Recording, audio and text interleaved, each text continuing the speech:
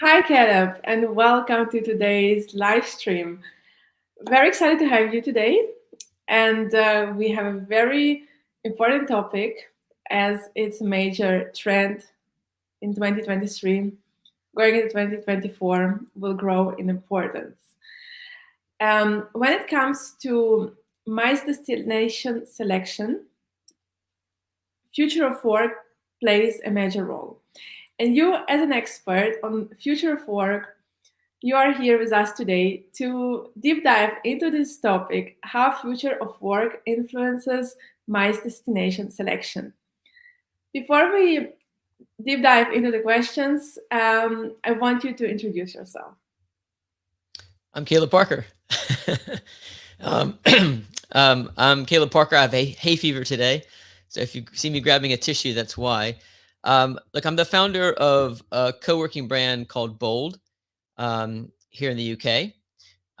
But for the last 10 plus years, I've been what we call today a hybrid worker, working from home. I'm at home today in my home office.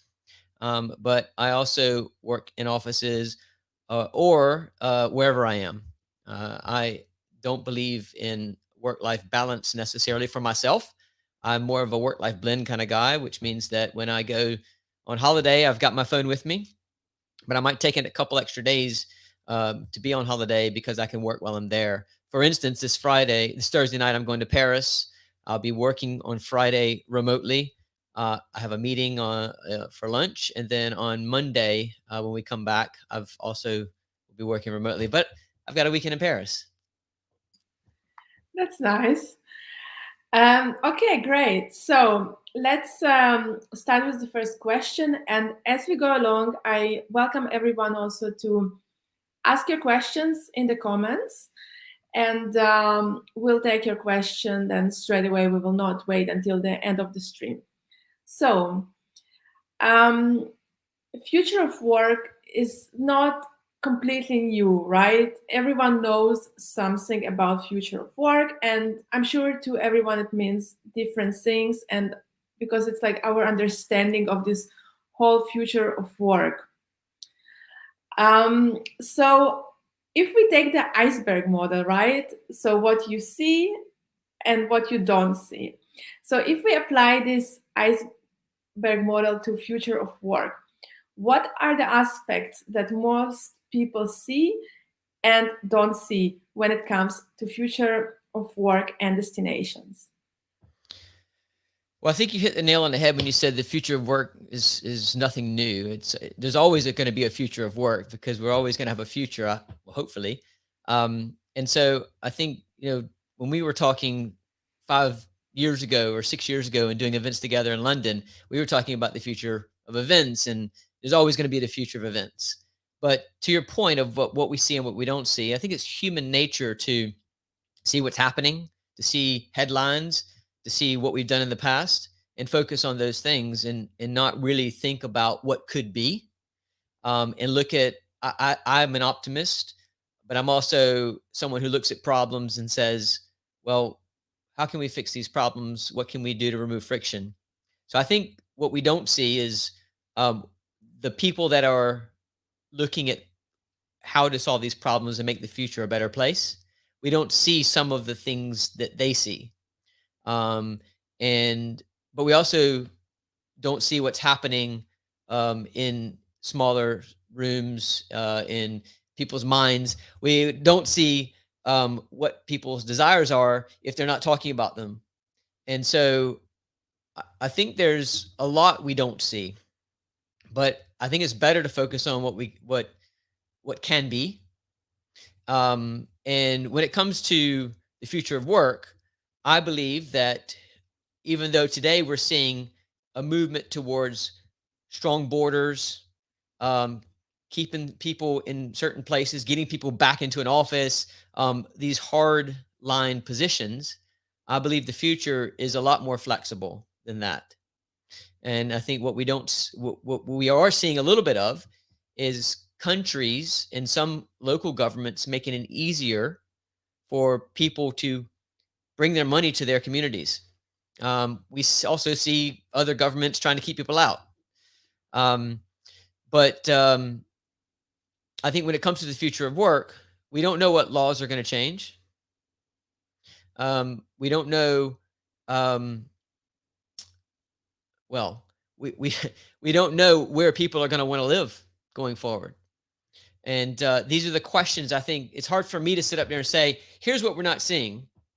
It's better and easier in this position to be asking what questions.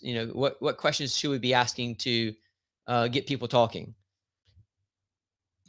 Yeah, very good insights. Robert adds, we don't see emotions, and people make decisions on emotions increasingly. Was that Robert Dunsmore? Yeah. That is superb reply. That is a great comment. And it's true. Is we don't see we often see certain emotions played out in social media, but we don't really see people's emotions. And I think if you ask 100 different people, you're going to get 100 different answers. And to me, the future of work is more inclusive, and it's more about um, creating environments where people can succeed in the way that they succeed, not the way the average person succeeds. Yeah, thank you very much, Caleb. Yeah, before we move to the next question, we have a question from Yaroslav. Have you worked in Gdansk? Gdansk. In Gdansk. Gdansk. So I was just there a few weeks ago. Wow. And yes, of course, it was a holiday. But I did, and I didn't take my laptop this time. But I did do some work on my phone. Absolutely. Fantastic. Okay. Is there a place where you haven't worked yet, but you would like to work? Wow, I wasn't expecting that question. I, yeah, I'm struggling to come up with something in my head. I guess I love the travel where places are a juxtaposition between water and rocks and stuff. So if there was a co-working space in with a view like that, I would love to work there. That's cool. And I'd love to work in a palace or a castle. That'd be amazing. That's interesting. Okay. Okay, so next question coming. Are there demographic characteristics of remote workers? To me, this is questions, going back to not categorizing and saying the average person does this, the average person does that. I think if you look across the population, um, you're going to see many different types of people that can be have different characteristics. Having said that, we can sort of take some generalizations, and often we see a younger generation, but there's a lot of older generations that throw out the averages. But often it's people who are in knowledge based work. So if you think about a doctor necessarily, one might say that's knowledge based work too, but a surgeon has to be on site, whereas someone who's working in the cloud can do that basically from anywhere as long as they have a good internet connection. Um, Often you don't see families um, being digital nomads and I think it's also a good thing to say. And there's a difference between a remote worker and a digital nomad. Digital nomads are remote workers, but not all remote workers are digital nomads. So when it comes to digital nomads who are traveling around, you don't see many families doing that. There are some for sure, but people at different stages of their life, go and travel.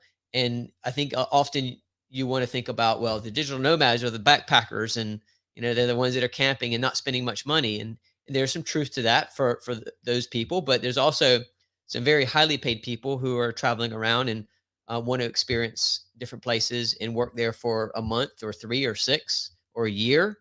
And I think that's an interesting part of the conversation to have, in my opinion, to look at those people.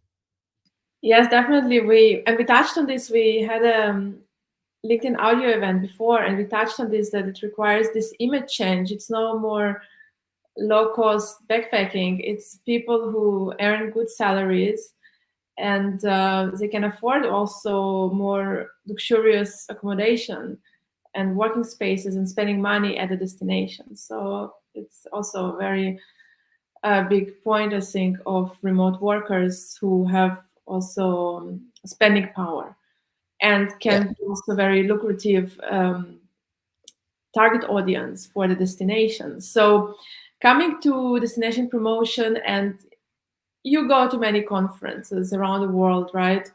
And you stay longer sometimes than to work from the destination.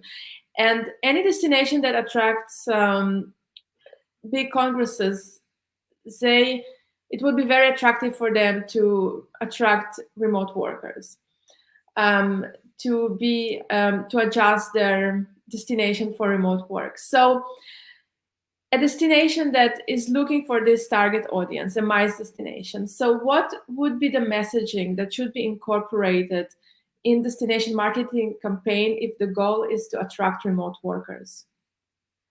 Well, I think I I would ask that, are they looking to attract remote workers to extend their stay on a business conference trip, or are looking to attract people to come stay there for a longer period of time, few weeks, a month, or months?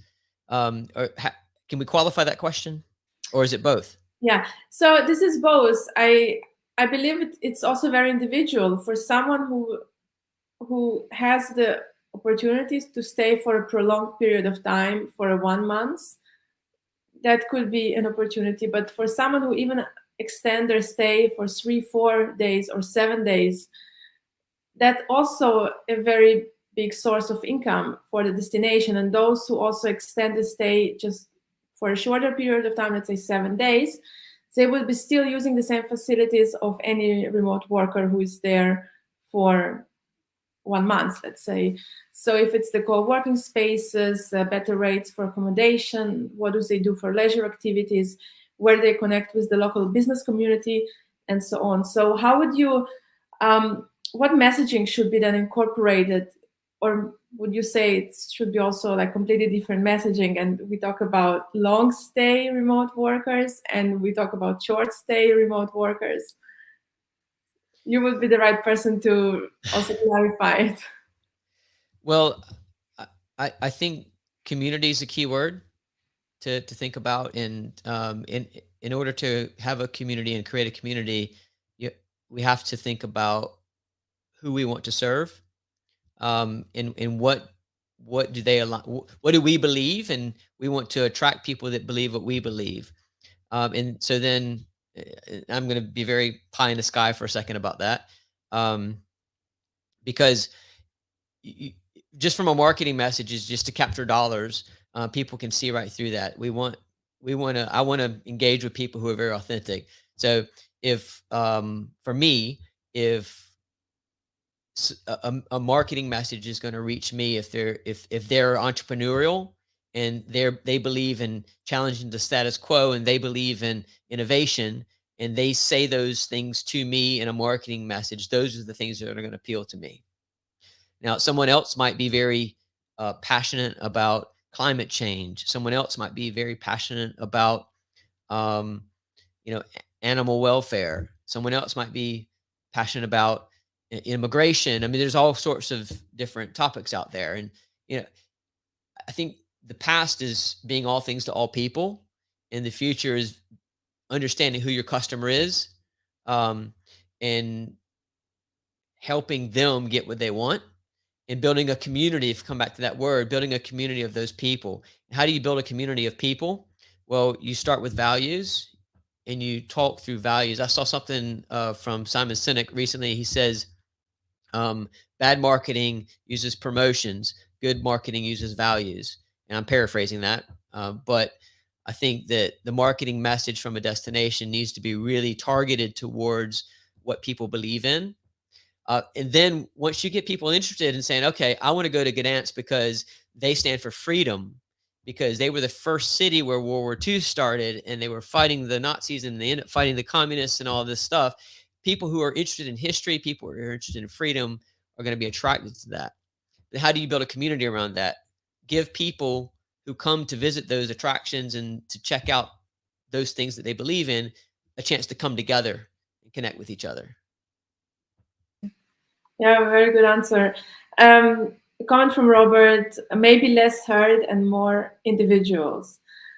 And that brings us to the next question, also Well, from hold on. I yeah. want to, I want to, I want to, I want to address that because that is a really good comment, and it's a bit of a juxtaposition, a bit contradictory, right? Because um, how how can you create a community and be individual and no herd? You almost have to have a group of people to have a community, and that. But I don't think that has to be contradictory. I think the sentiment is there, and the sentiment needs to be there. It's personalized, and you're bringing people together.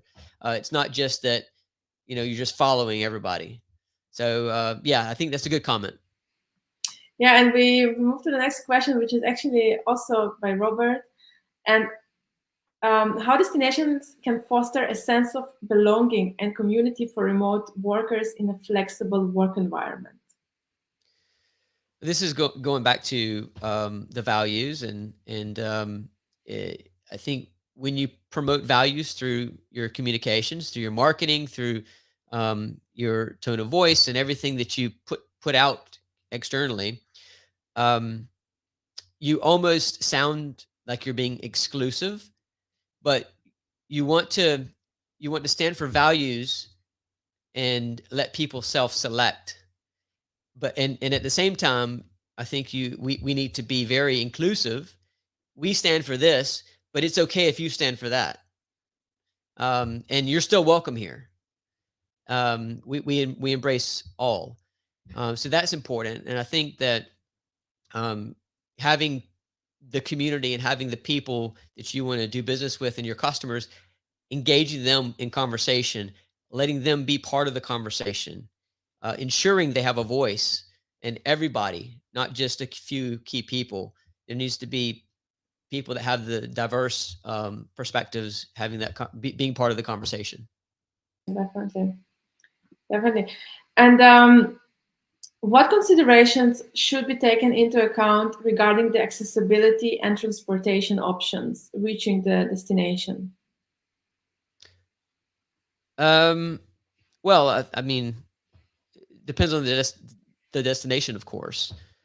When you go into certain cities, the airport is um, miles away, like a lot of miles away, and um, but I think if I just speak from my own personal experience, anytime I go travel, the first thing I do when I land at the airport is pull out my phone and check Uber and see if there's Uber available. That's but then at the same time, sometimes I was in Helsinki last week and I didn't need to take Uber because there was a train right at the airport that I could go straight into the city center. So knowing before I go what my options are, that's important. So if you're a destination promoting your location, you should be talking about the transportation options. And I'm sure everybody does, but I feel like that doesn't answer your question though. What was the last part you said? There's Well, I think most destinations promote and talk about what travel options and transportation and options are, but what? yeah. So for example, there are, like, for example, exclusive resorts, right? That, or destinations where it's not that easy to travel around, or destinations that actually promote more the sustainable travel.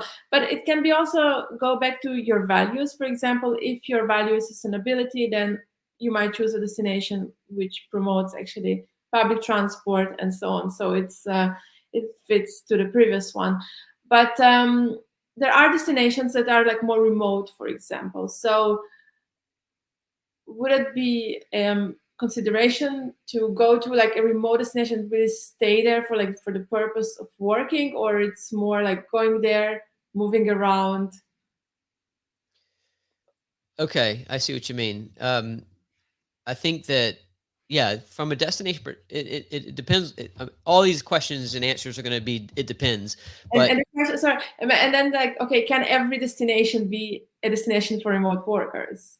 So Mm. in terms of accessibility, um, or maybe like, do you need like to come in and go out like as much often, or you just go there and you stay? So kind of, if you're a destination, how would you approach this? What are the needs of remote workers then when they are at the destination? Because you also you rent your space, and so then you stay there, or you actually prefer to rent it for short period of time and then go to the next city.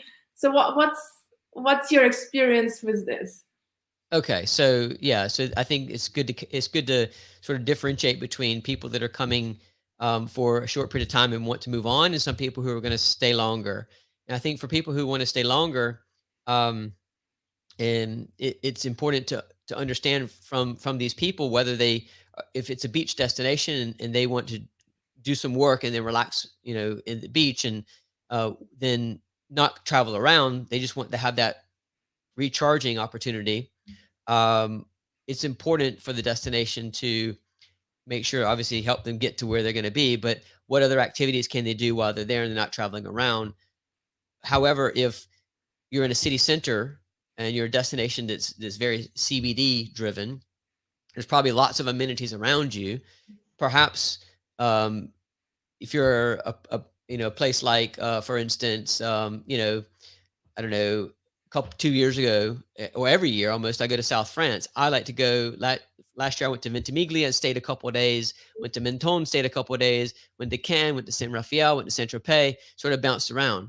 And for me, the destination was the Côte d'Azur. Um, it wasn't specifically one of those locations, and I used public transportation on the train. So it was a lot of research figuring out exactly what I needed to do to get to where. It would be definitely beneficial if the destination, when they promoted the itinerary of what could be for a remote worker, if they would include transportation options, activities, what could happen, and all the accommodations. Cool. Okay, and when coming to accommodation, so what is the best choice? Is it hotel, service apartments, Airbnb?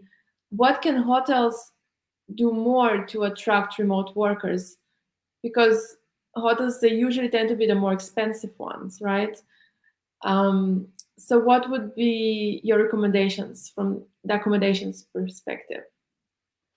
Well, I think if a remote worker's coming to stay for a longer period of time, Um, I would ask the hotel if they want that business first. Some might say no because the longer period of time might justify a lower average nightly rate. And if that's the case, maybe the hotel is busy enough where they don't want to do that. If they do want that volume business, to make sure that you cater to a lot of people choose Airbnb because they can live like they live at home. They have the kitchen and everything there. So the hotel would need to think about the hotel should be thinking like Airbnb. How can I accommodate this person's long-term stay the best? And it hotel might recognize and say we're not the best option for that customer, and that's okay. And don't try to go after that customer. But if you can go after that customer because and you can accommodate their longer term stay, and definitely think like an Airbnb. What would Air what what would an Airbnb how would an Airbnb appeal to that customer, and what can we do to appeal to that customer? So I don't have specific answers necessarily, but this is how I would think about it. Okay. Yeah, okay. And what destinations come to mind when we talk about future of work? Which destinations have positioned themselves already well to attract remote workers? So I think Tallinn as in Estonia has done a good job. They've got their sort of their electronic visa Mhm, going on there. Lisbon. mhm, Although they've been in the news, Portugal's been in the news lately because they're getting rid of the golden visa, but they've got really good entrepreneurial or digital nomad visas going on. I believe Bermuda, mhm, maybe not quite a city of the country, the island. Um, Ireland has rolled out some remote working benefits, and I think we're seeing this juxtaposition between some governments really being very open and other governments, making it harder. Um, and then you have to think about, because it's a complex issue. You have to think about, as a destination or as a municipality, if you have a flood of these digital nomads coming in or remote workers who are coming to conferences and staying longer, that's great for the money coming in, the money that they spend, especially if they're on higher wages in their jobs. But then, how does that work when it comes to Airbnbs? And people coming in and buying Airbnbs to rent out to these people and then driving up the cost of living? I think Airbnb and DFA, this Mexico City in Mexico, I think they did a big agreement a couple months ago, but all the locals protested because it's having a negative effect. There's a very complex issue right now. But what comes to mind, I've just listed a couple of countries. I think it's a very big opportunity, but we have to be careful with it. Yeah, yeah, definitely, because of the local communities and the cost of living as well. It's quite a big issue. And do remote workers, would they go to a destination where the cost of living is lower to live on their salaries?